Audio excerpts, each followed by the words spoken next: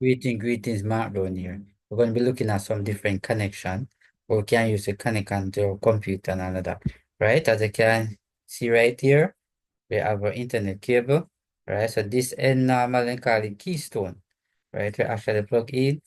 This is with the RJ45. We can actually plug inside the keystone like this. Right, so it's like a this. Right, so this is safe. Actually connect your internet wire right here. Very important. Right, as you can see right here. So this itself is known as VGA. So this is what connect your system unit to your monitor. You can also connect the laptop to the TV just the same. Right. So this VGA, it only display graphics only. Yes. Very important.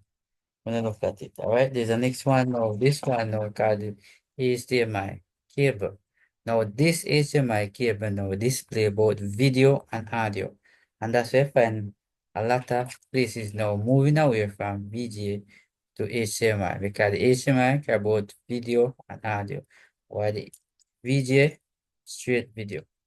Right? So you know the difference between them. So thanks for watching. See you in the next video.